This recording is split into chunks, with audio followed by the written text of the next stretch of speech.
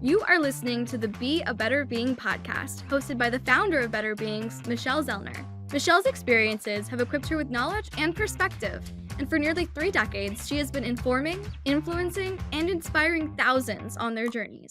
This show spotlights guests of diverse backgrounds and areas of expertise, but they all align with Michelle's purpose and passion to help you be a better human being. There is something for everyone on their way to a healthier, happier life. Enjoy the show. Greetings. Thank you for tuning into the Be a Better Being podcast. It is March 17th, episode 133, and this is National Nutrition Month. If you've listened to me before, you know this is one of my favorite topics, which is why I'm super excited for our guest to be on the show today. Renee Jahnke is a pharmacist turned holistic practitioner on a mission to help busy women live their healthiest, happiest lives. She walked away from a 26-year career as a pharmacist because she was burning the candle at both ends, taking care of everyone except herself, and it took a toll on her mental and physical health. Renee uses her experience and training and functional lab testing to reveal the healing opportunities in the body and supports clients with lifestyle and nutrition coaching to reach their health goals. I mean, Renee, other than I'm not a pharmacist and never was, you sound just like me, which is probably why I really like you. Yes, that's why I like you too. Welcome to the show. Thank you so much for coming on. This absolutely has been one of my most passionate topics for many, many, many years, not only because of my own challenges when it came to nutrition and figuring it out, but because I know it is a huge challenge for almost everybody I've ever encountered. And clearly you have discovered that as well. So let's dive a little bit into just a little more of the history of your life as a pharmacist, and other than, really feeling like you were burning out, other reasons why you decided to take this road as well. Sure. Yeah. Well, first, it's a pleasure to be here as well. It's such an honor and I'm really excited. So thank you for having me. Wow. So I was always interested in health and the body. So the health field was always very appealing to me. I remember being in 2nd grade and having to do a little project about what I wanted to do when I grew up. And at that time, I wanted to be a nurse. My great-grandmother was a nurse, and I just thought that was the coolest thing ever at the time. And then it kind of evolved. And by the time I got to college, it was pharmacy school. Anyway, so I've always been interested in the human body and how it works. And even after graduating from pharmacy school and starting my career, I still was very much interested in health and what things we could do to proactively take care of ourselves. And as I got older and more experienced, I was like, wow, I really don't want to be taking these medications. And so I started paying attention to more holistic minded things, which nutrition was absolutely involved in that. And kind of for several years before I walked away, felt a little bit like a hypocrite because I didn't want any part of what we were dispensing. I imagine you got to see all the things that a lot of us either don't know exist or maybe just don't want to know exist, because let's face it, it's really easy to take a pill. It's really easy, right?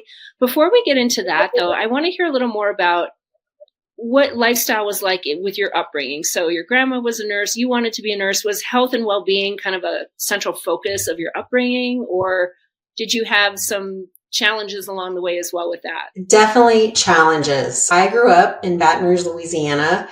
So lots of comfort foods, lots of really good food, taste good food, but not good for you food. It wasn't until I was in high school and my dad started to be more health conscious that I even ate like what I consider real vegetables. And I loved them. Like once he introduced me to them and I got over the, oh my gosh, why is that green? And tried it, I liked them right away. And so I would not say that my childhood and my upbringing was health conscious or health focused. It definitely evolved later in my life for sure. What prompted your dad to start making that shift? So he got into running. He got into working out and running and doing races. And I remember he asked me to do a race with him. I believe I was in either late middle school or early high school. And it was a 5K. I had never run a race before. And so we started training and running together, and I did it, but it was really hard. And here's my dad just coasting through this race, doing an amazing job, and me huffing and puffing and, doubling over after I crossed the finish line. But that's kind of sparked the motivation of, wow, you can do better. You can take better care of yourself. And as life evolved, I realized that there are good things that come out of that when we do make healthier choices, whether it be nutrition, lifestyle, movement, all those really important things. So you had this role model that I'm sure you saw him and his attitude and his health change for the better. So that starts you kind of on that path. And now we're in college. You want to go to pharmacy school. So tell us a little bit about that. What do you learn in pharmacy school? What does that look like? It's pretty intense, I will say. There is a heck of a lot of chemistry and all sorts of different chemistry named classes, quite a bit of math as well, which I did always enjoy math and most of the sciences. So that was intriguing to me. I had a full course load all the semesters that I was in college. I did, when I was doing my pre-pharm for 2 years, my pre-pharm requisites, I did always incorporate some kind of physical education class. I know that it's not called that now. There's other words for it, but that was really important to me, just to break up all of the class time, the sitting in class time and the studying time. So I would do fun things. I'm going to date myself, but aerobics, bench aerobics, that was a class I took one semester that was really fun. It was really popular at the time, and just other things like that. I would get to meet other students and not just the students that were in pre-pharmacy or pharmacy school. So it was added a little bit more to my studies. And so now you graduate, you're a pharmacist. What does that first job look like? Where in the country are you? What do you, like, you're living this dream, right? Like, oh, I made it. I'm this pharmacist I wanted to be. Talk about like day one, and then, year 26 when you decide no more. Yeah. So I told you I grew up in Louisiana. So I went to pharmacy school in Louisiana. My first job out of college was at a hospital in a small East Texas town called Marshall. And so it was my first time to live on my own, if you will. So in college, I had roommates. I went away from home for college, even though it was in the same state. It was about 4 hours away, which I think for women in particular, or females, is really important, because you really learn that you can be independent and you can take care of yourself. So that was really cool. But so first job, I moved to East Texas and started as a hospital pharmacist there. I had a great aunt that lived there and was a nurse at the hospital, which is how I found out about the open position. And then I knew one other pharmacist there that she was graduating, or she was working at the hospital that I was interning at as a pharmacy student. And so I knew two people in the whole city, or, moving there, which was, looking back, like, wow, I'm super proud of you for taking that leap. But at the time, it was exciting. So my first days were really cool. We wore scrubs to work. We had an early shift and a later shift. And it was a great experience. I learned a lot. Of course, I learned a lot in pharmacy school, but there's this difference in applying those concepts in the real world. So it was a great first job for me to just like put some of the pieces together and build on it. Yeah, start my career. About 7 years after that is when I got married. My husband and I moved to Colorado and got brand new jobs. And so I wasn't in a hospital anymore. I went into more the outpatient pharmacy world. And so I ended my career working at an HMO. type organization. And I really loved what I did. For the majority of my career, I really, really loved what I did. It was exciting. I was in management for the last 15 years of my career. And I really enjoyed supporting pharmacy teams and helping to train them. We did a lot of work on workflow efficiency so that people could work safely and work efficient instead of feeling like they had to rush or work, harder. So I got to do a lot of fun stuff, building people up and building teams up.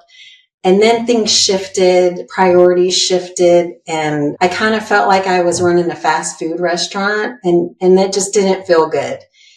And I tried, it took me 2 years of being unhappy because I kept trying to find something that I could like about going to work every day or find something that I could feel like I was making a difference in, like it had been. And I just wasn't finding that, but it was so hard to make the decision to walk away from all that because I had worked so hard in school and gone through a lot of training. And I just kept having this voice in my head, like, really? You're going to walk away from all of that? You're going to just throw it away?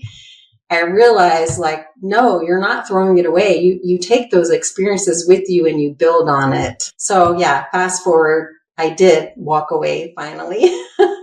So let's talk about, you said it was hard to be happy these 2 years. I know when I'm not aligned and doing things that are feeling like my purpose and my passion and I'm not feeling good. You said you kind of were feeling like a hypocrite. How is that showing up to you in your life, your health, your relationships? What kind of impact did it have on those things? Oh my gosh. Yes. All of that negative impact for sure. So I started dreading on Sundays. I started dreading that I was going to have to go to work the next day, which was number one, a red flag because that never happened to me before. I found myself being much more impatient and irritable when I was at home with my family.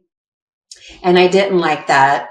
At the time, our son was, how old was he? 12, something like that. And I was thinking wow, you really aren't being a very good role model. You're teaching him to work yourself to death, not take care of yourself. And then it's okay to be grumpy and irritable with the people that you love. And I thought that this is not good. This isn't good at all. My health, I wasn't sleeping well. It's funny because during that those really stressful last 2 years, really that was my only complaint. I wasn't sleeping well and my legs and my feet were a little bit sore, or I don't know how to describe it. When I would get up in the morning, they just were kind of hurting already or uncomfortable. And I'm like, wow, you're kind of young for this. And it wasn't until almost a year after I had left where really the health symptoms really surfaced. And it was all the buildup from that. So it was very interesting to me that cascade didn't happen during that time, which that's our body. That's a protective measure of our body. And so then when my body realized oh, okay, we're not in that fight or flight mode all the time anymore. Let's relax and let's get some help on all these things that have been on the back burner. And things just really fell apart. I had the craziest things happened. My skin, I had all sorts of issues. It just didn't look good. And I would get these itchy rash, irritable things. My hair would fall out, not in clumps, but just overall, much more achiness in my joints, not sleeping well. Gosh, what else? Just all kinds of these random things. And I remember thinking, wow, I left that stressful life behind. I feel like I'm so much less stressed. And I was, but there was a lot of work to do to really recover and actually even de-stress myself even more. Well, I think that's a really great point that you make, because when we're in fight or flight, like you said, the body is protecting, because it feels like I just need to protect so we can win this war, get out of this danger. And then once the war is won and we're out of the danger, now it's like, okay. But then that's when all the things really come to fruition. So the things you described, dreading to go to work, irritability, being impatient, the physical achiness and all the things, I want people to really understand that those are classic signs of burnout. Classic signs of burnout.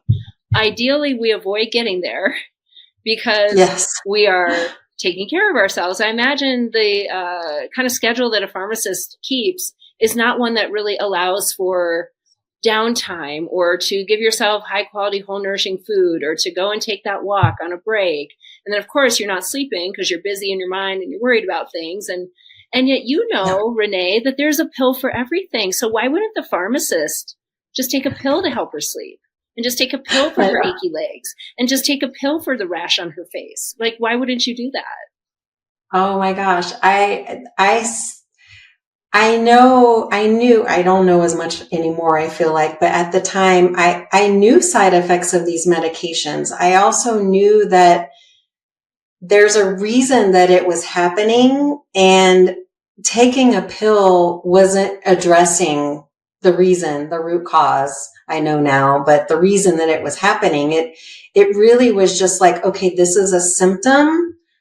Let's Band-Aid this symptom. Let's make the symptom better by taking a medication, which is just a Band-Aid. So, and it just leads to other symptoms because more than likely something else is going to happen because of side effects of medication. So yeah, that was never an interest of mine. And instead I was trying to figure out, like, how can I better take care of myself? And, there was this whole dialogue in my head, like, how can you better take care of yourself? And I don't have time to take care of myself. What are you talking about?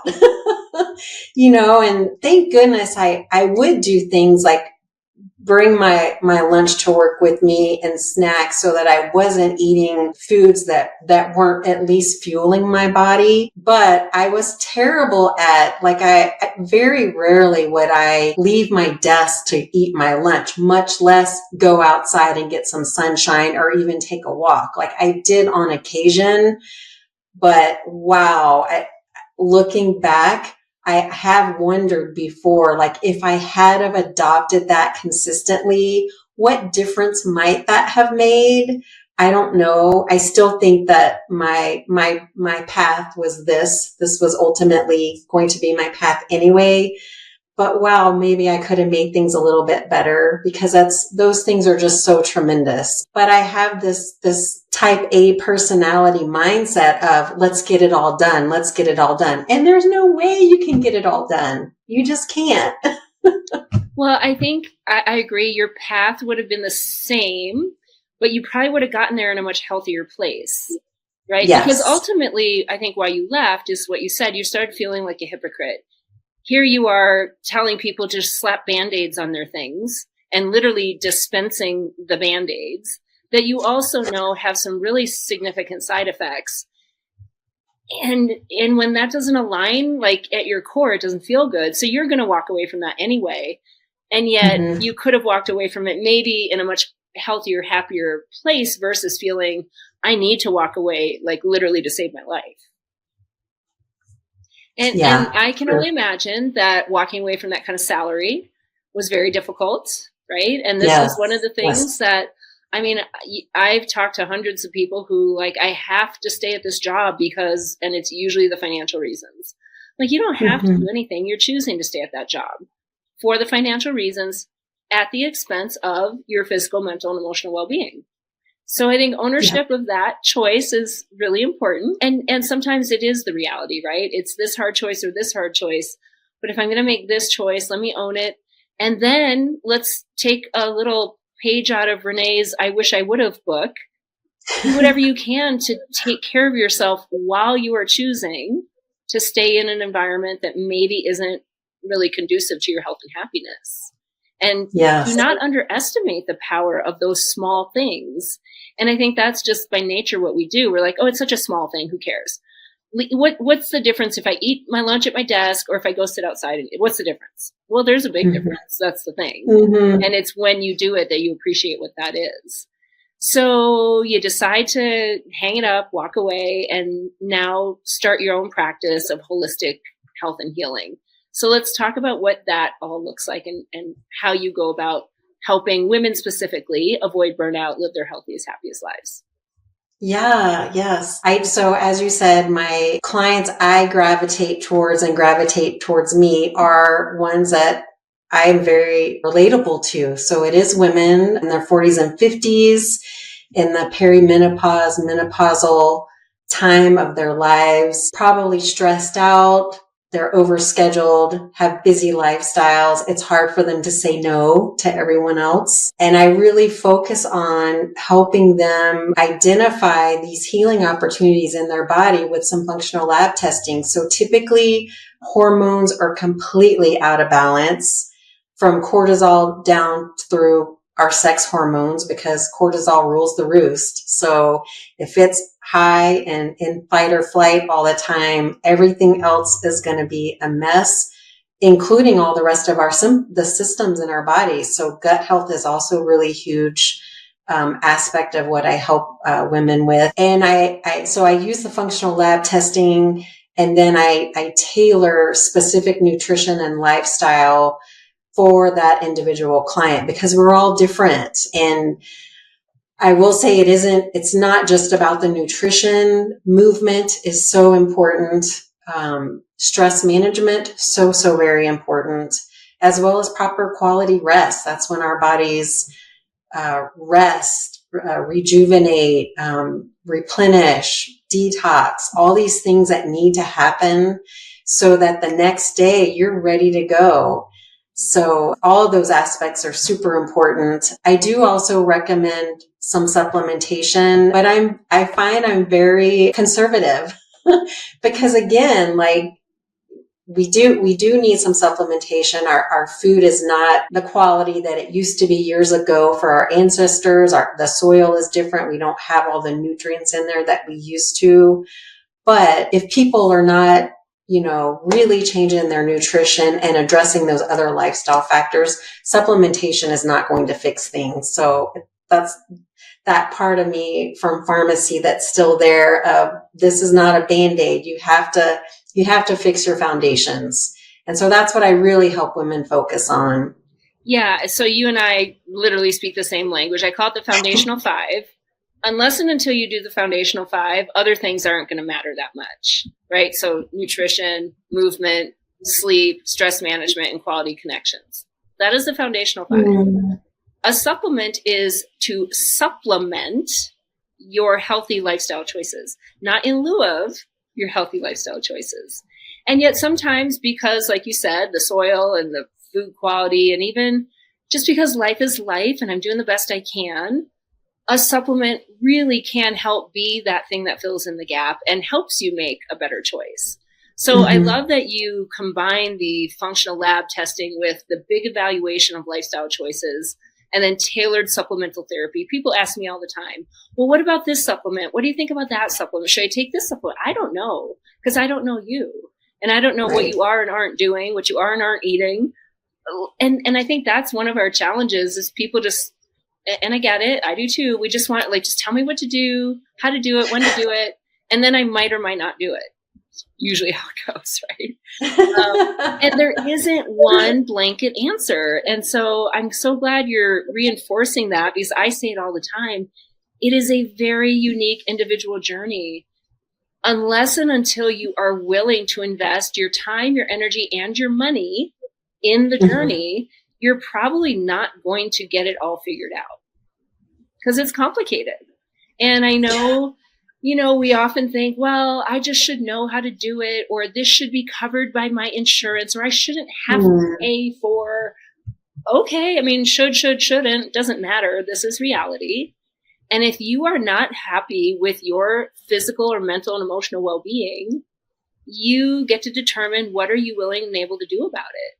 And the good news is there are so many opportunities and avenues to get you to a better place. So many amazing resources like Renee, who has the perspective, that she comes from the medical background and from the pharmaceutical background specifically, and is making this decision. I think that tells a lot.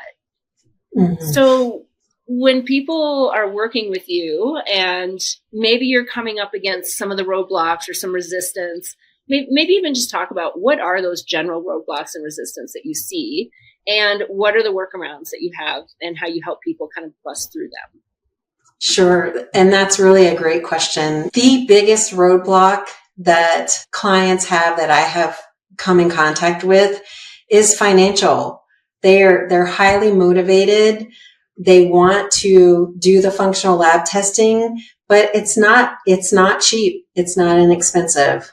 So what I've tried to do is offer some lower price point options so that people can at least take a stab at taking control of their own health. One of the things that I like to focus on with new clients is, that person that's like, I really want to change my eating habits. I really want to change my nutrition choices, but I don't know what to do, or I can't get over this barrier of I have these cravings and, they take over, and so I have a lower price point item and I call it a reset. It's just 5 days. It's whole foods based. So it's not going to hurt anybody.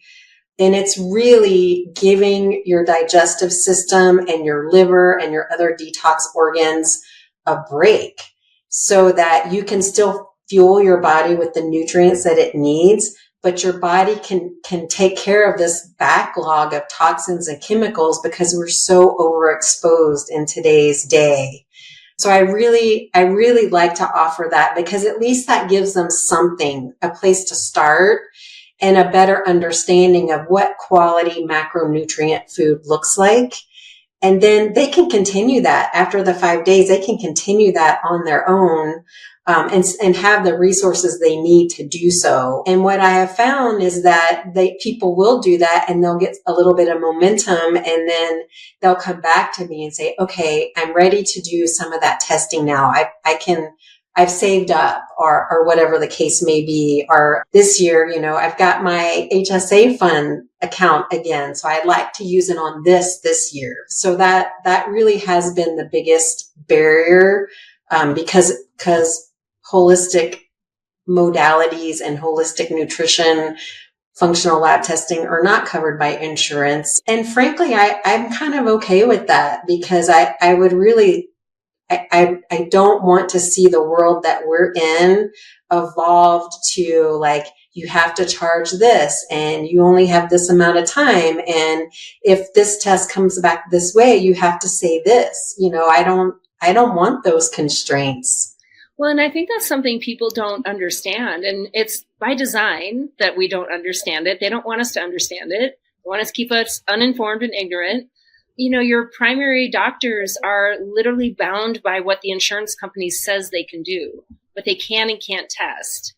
And, that's why going outside, I look at these things as an investment in my health and my knowledge. And yes, the budget is the budget. There's no doubt about it. If you are not paying your rent, if you can't pay your mortgage, if you are deep in debt, I'm not going to tell you to start spending money on these things. I know I've encountered a lot of people who do have the financial resources. They just don't feel like they should spend it or should have to spend it on these things. Mm-hmm. And so some of it is just deciding that you're going to make an investment in your knowledge and your health. And I encourage people to spend money on the front end, or you might end up spending a whole bunch of money on the back end or along the way that you're actually wasting. When somebody asks me, well, what do you think about a probiotic? I don't know. I think they're great. I don't know which ones you need because I haven't looked at your gut, and I know they can be expensive. So if you're going to spend money on a probiotic, maybe you should spend a little more money to get the GI map test done to understand what you have, what you don't, so that the probiotic you buy is actually going to give you a benefit. Yes. Am I off track or am I? No, okay. You're right on. Yes, absolutely. Yes. And that's what's so cool today is we actually have these things available to us. I'm going to say 10 years ago, I didn't have the option of getting my gut looked at or, these deep dive functional lab tests done because everything was just about what your primary care would do or could do. Well, now because of telehealth, as well as just so many people being, I think, a little more interested and taking charge of their health and wanting to know and learn, maybe seeing a shift from just believe what the doctor says, do what the doctor says, take a pill, to people thinking, I want to be a critical thinker. I want to know more about that. I want to challenge that. Why are you recommending that? What about this? I'm working with a woman right now. She's in her late 70s and she has high blood sugar and a higher than I would like to see A1C. And she asked her doctor, she said, I really want to try through lifestyle first. And she said, well, it's not going to work. That's the first answer out of her doctor's mouth. Well, you're not going to be able to do it. And she said, you know what? I'm going to try. I've had this high glucose for this long. I haven't really focused, but I'm going to focus. 3 more months of this glucose level is not going to kill me. So why not give it 3 months and see what I can do? And so she's doing it. She is going to do it and just see. And if after 3 months, still not budging, then okay, we'll revisit some of the things the doctor says. Mm-hmm. Now, I would say she is more of an exception. I think most people would say, okay, well, the doctor said I need this, so I guess lifestyle won't work. Now, of course, I am telling her that if at some point you need medication, it is not in lieu of these lifestyle changes that you're making. That's the other thing. Whether it's a supplement or it's a pharmaceutical, it is never in lieu of actually making better choices. It should be as a tool to either help you while you're making better choices, or because we're so far off that we still need this, and in conjunction with my better choices, I'm going to reduce the progression of it or slow down the progression of it. So when you are working with people, I would imagine people come to you and they are on prescription, right, medications. Mm-hmm. So how do you balance all of that and balance working with their maybe medical primary care doctors and working with you together? Because I see there's a lot of conflict sometimes, and maybe mm-hmm. traditional medical doctors will poo-poo the holistic people, and holistic doctors like, oh my gosh, don't do anything that they say. Do you see that there's maybe opportunity and value in integration? Absolutely. Absolutely. And that's partly why I named my business what I did, Wellness RX Integrative Health, because I do think there is a way that we can blend Western medicine with holistic wellness. There are many things that I think Western medicine we absolutely have to have. So I by no means want to discount what's going on in that area, but I do think that there is room in the sandbox for all of us, and that ultimately, if we all have this client or this patient's health and their best interest at heart, we could be so supportive. So I have not messed with any clients' medications. Ultimately, that's their decision. I have been very cautious when it comes to people on diabetic medications, because when they do properly change their nutrition and their lifestyle, they do see balancing of blood sugar. So you don't want to risk low blood sugar. So I just have told them out of the gate, let's really, really keep an eye on this. I want you absolutely to let your primary care physician know what you're doing, so that there can be some extra monitoring going on, because 9 times out of 10, they are going to need less medication, and down the line, maybe no medication. Otherwise, I have left it up to clients like you. I'm not going to mess with your prescription medications. There are some drug interactions with supplementation, but because I'm so conservative, that hasn't been an issue. So yeah, I think I play along very well. I have not had a client say, my doctor's very upset that I'm working with you. So far, so good. My hope is that that continues. I know that there are some not good stories out there, but my mindset is that, I'm doing this for myself. I'm not necessarily replacing or taking away the relationship they already have with their care team. Well, and I would imagine too, just your background in pharmacy gives you a different kind of credibility and status. and which I think is something that's very unique, in the field that you are in. There are other people in your field that have come from like the Western medical background as well. And I think just being in the specialty of pharmaceuticals is probably pretty unique. And yeah, I think it's a really great perspective to be able to bring to the table. So before we officially wrap up, maybe just give the listeners, I know you mentioned like the 5-day reset, but maybe there's like some bullet points like, okay, you're feeling this, you're feeling this, you're feeling this. Let's just start with the basics. Let's start here. What is maybe some of those baby step things that people can do? Sure. I think that some of the foods that most people are eating are so very impactful, and removing those inflammatory foods can have a huge effect in a really short amount of time. And it doesn't cost any extra money. It might even save you some money. But so gluten, dairy, and sugar, those are the big 3 that are just so inflammatory to the human body. They're so processed, and things are so different now than they were for our ancestors that our bodies have such a hard time. So that's my number one. Like if you are motivated to change your health, improve your health, and make some changes to where maybe you aren't tired all the time. Maybe you do sleep better. Maybe you do start getting up and you don't have this achy feeling. All those things, removing those 3 things from your daily diet is huge, can make a huge impact in a short amount of time. And some people feel like that's super overwhelming, and how in the world am I going to do that? It's really not as hard as you think. It's really about just changing some habits. I've been gluten, sugar, dairy, soy, all the things free for upwards of 4 years now, and I don't miss them. I don't crave them. It's okay. And there are plenty of things that I get to eat instead. and also just remember, everything is hard at first. I'm sure at first it was hard to not eat sugar. It's hard to not eat gluten, of course. And this goes to my hard now or harder later. So if you want a different outcome, you probably have to do different things. And if you've already told yourself, oh, it's so hard, I can't do that, you're right. And then what, right? So yeah, I think if you've been listening chronologically, you heard Adam Reber's episode on January 20th to do something hard for 30 days. So here's your hard. Here's an opportunity for 30 days. Cut out gluten, dairy, and sugar.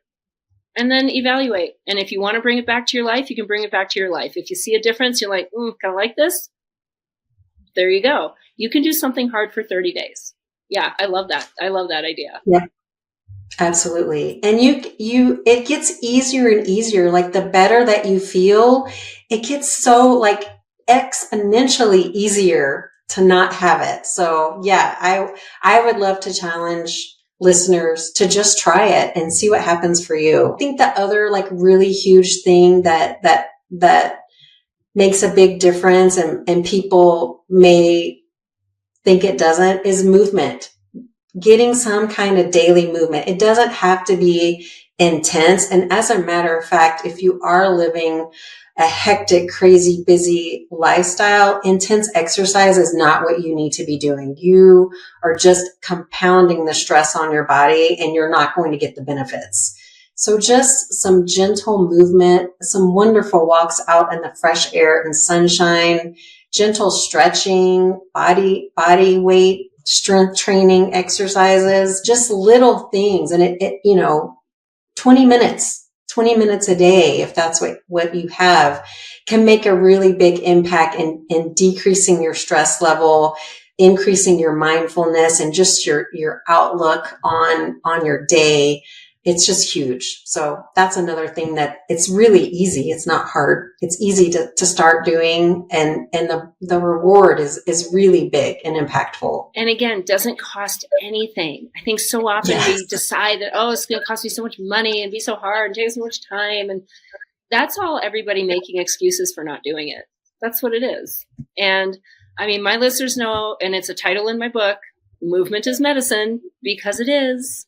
And I love that you highlight that intense movement not only is maybe not necessary, but in a lot of cases is not good. Because I think many people, especially maybe like your type A personality, well, if I'm going to do it, then I need to go all out and I need to run and I need to sprint and I need to do HIIT workouts, or what's the point? Actually, that is maybe a really bad idea for you. So give yourself permission to do something gentle. And I know there's some personalities that are like, well, what's the point of a 20-minute walk? That's dumb. I can already hear it. And this is just because we lack a basic understanding of how the human body works. When you are already stressed and toxic loaded, now you're adding another major stressor onto you. It's not helpful.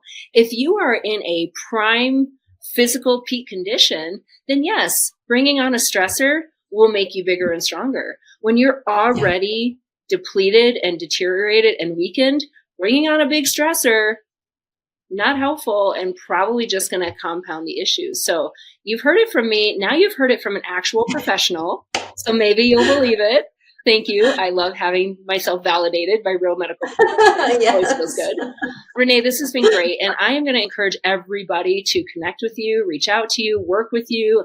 I think the work you're doing is so important and so fascinating and can be so helpful. So if there's anybody listening who's like, oh, that sounds so hard, or, oh, I can't afford it, reevaluate. I bet you can. It's all about priorities. If you want to be a healthy, happy human, you are going to need to invest some time, money, and energy in that project.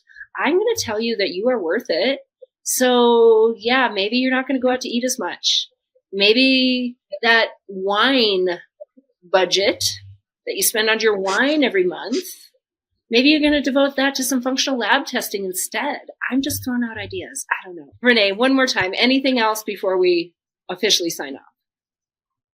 Oh, this has been such a pleasure. It's been fun for me. Thank you so much. And yes, I'm open to people reaching out with questions or just want to chat, especially if you're in a difficult situation and you really don't know how to move on and start your career 2.0. I'm open to having conversations about that too.